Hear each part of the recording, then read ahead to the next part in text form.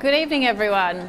It's my pleasure to conclude this evening after some very good presentations earlier today. I'm Associate Professor Basia Diug and I'm from the School of Public Health and Preventive Medicine. And I'd really like to welcome you here to really meet all of our partners, including our Monash partners from the Central Clinical School, but also our precinct partners at the Baker IDI and the Burnett Institute, and of course, welcome you all to the AMREP precinct to a really exciting experience that you can have next year. Oh, here's the mouse. All right, so why do honours? Well, I'm going to keep this brief because I think you've had 3 versions of this already. But why do honours? Well, research is an exciting experience for you to have. It's an opportunity for you to be creative. It's an opportunity for you to be hands-on and explore something, to solve a mystery of your own. But it's also your opportunity to be one of these people on the left and be one of these people that brings a piece of the puzzle. Can you solve it? Can you be part of a team? Can you be part of a network? What is it that you're looking to solve? You can be that person that brings that idea, works with someone and drives a research question together with a research team. An opportunity that's only had in honours and later in PhD. And like really well said by our previous speaker, it's all about having that opportunity, and it's a real gift, something that you can really do at this time in your career.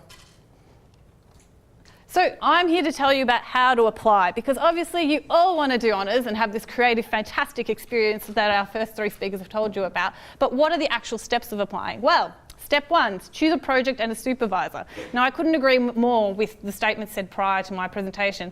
You need to think about who you pick and what kind of project it is. You need to be interested in that project. You need to have some kind of background information and do a little bit of reading.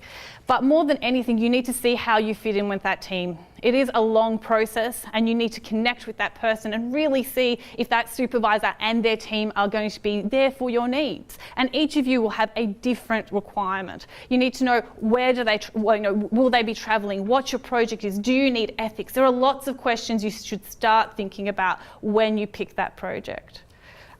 You need to talk to as many people as you can and not put all your eggs in one basket, like just down here, because fundamentally you should be talking to multiple supervisors, even from multiple schools, and seeing what it is that you can do with them and how you can make a difference. But have a think about how you fit with them and do your homework. How does this potential supervisor, what do they do? Do some reading about them. Go on Medline. If you're doing BMS 3052 with me, jump on Medline and look at their research papers. You all know how, you'll be searching the literature next week, so you can search the literature for these supervisors and have a really good overview. Have a time to go meet with them. Why not arrange a time to see where they are? Now, at the School of Public Health, we don't have any labs. We do most of our work with data sets and with people. We're at 553 St Kilda Road, but we also have one in the Alfred Centre. So why don't you come and see what it is that we do? Come and have a look, have a meeting with the supervisor that you want to have and a co-supervisor and meet their PhD students. And that's my next point. Ask to meet their current students. Talk to other students that have done some work. Today is a great opportunity for that. All right, admission requirements. So we're getting down to that paperwork part. So in terms of admission requirements, for the Bachelor of Biomedical Science, you need to have a completion of your Bachelor of Biomedical Science, and then in your 3rd year units in BMS 3021, and that should say BMS 3052, you need an average of at least 70% to apply for honours. With in Bachelor of Science, it's a similar kind of situation, so you need a completion of that degree. And then you need an average of at least 70% in your 3rd year units. With the Bachelor of Health Sciences, similar kind of idea, completion of Bachelor of Health Sciences, and again that distinction average in the 3rd year units. If you are not a Monash applicant, it's a case-by-case scenario. We do want to work with you, and hopefully you want to work with us. And we've had some fantastic non-Monash applicants be part of our team in the past. But we do work with the universities that are from the group of 8 predominantly, and we do try to match up to make sure that you do meet the same bar as our Monash applicants. So all applicants, something for you all to note. You need signatures, and you must have signatures, because that means you've met your supervisors, that means you've done your homework, and that means you've followed through on all the recommendations that we've had today. And that means you're set up for a great year. And you can have that star that our previous speaker said about with the H1 in the middle. So you need to get your signatures and you need to meet with the relevant honours course convener. So who are they? Well, okay, that's in red, so that's really important. So step 3, paperwork. Well, there's a little bit of that.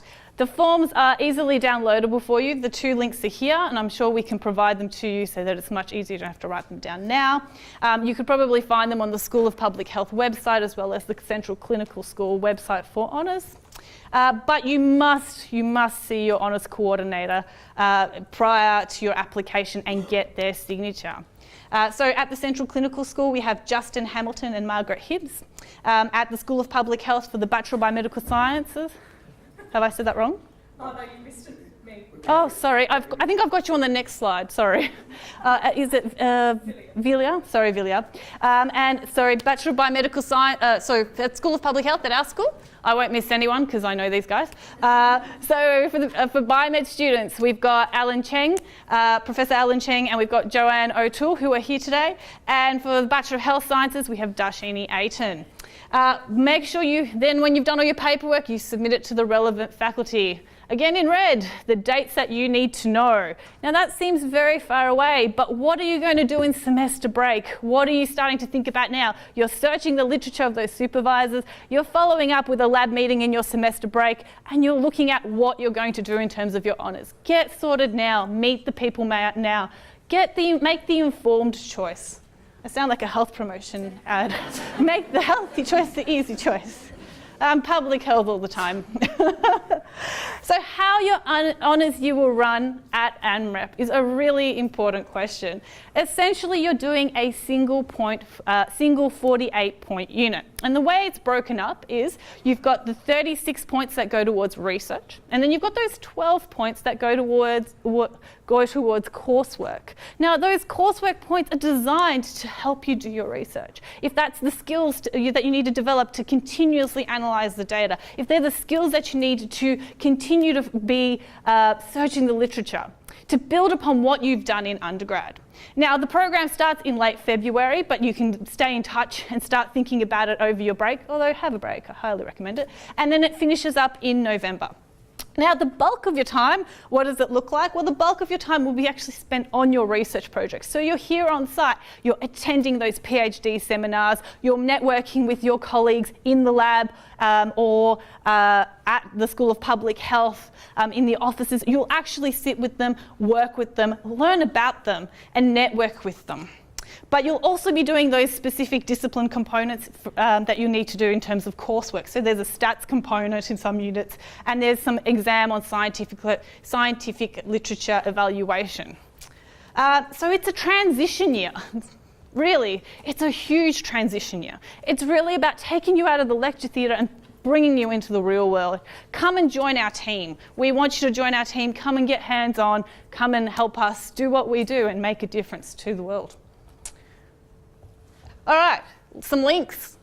There are scholarships, and then there are some honours booklets, and then we have some honours pages. So these are some really important information that you do need to know. Now, I'm sure we can share these slides after this presentation so that you can actually click on them and follow them through.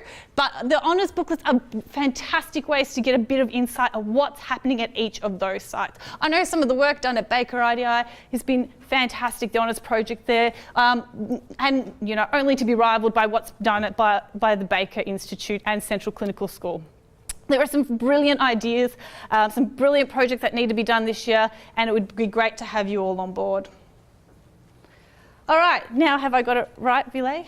All right, so here are our AMREP honours coordinators from the Central Clinical School. We have Professor Robin Slattery, which I think is here. You've got, yes, sorry, she's just over there, front row. So we've got this picture right here.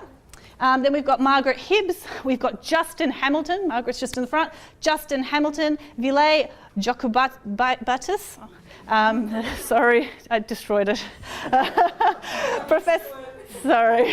Professor Karen and Merlin, who are doing the Bachelor of Med. They're new, okay. And Joe Mauser is the honours administrator, which is somewhere around here.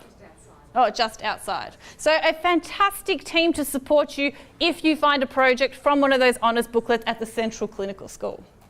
At the School of Public Health, this is our team. So we've got Professor Danny Liu, we've got Dr. Joanne O'Toole, who's somewhere around here. Joe's just here. We've got Professor Alan Chan and Darshini Aiton in the front row, and Ms. Sharon Gurry, who's hiding somewhere in the back, but you'll find us all in classroom 1, more than happy to answer all your questions. A great team from both schools really wanting to support you to give you the information required to have a great year next year. So here is the map layout. As I mentioned, this is where the School of Public Health is. I feel it's my duty to point that out. You can read the rest of them. We're in the big circle now, but have a look. If you've printed out the information you've been sent, there's a map there. There's one room there, and then you go down the corridor to your left. There's only 2 rooms. Go have a look at everything you have to offer. Apparently there's some pizza, so make sure you have some pizza. But it's wonderful to see you here tonight, and welcome to AMREP.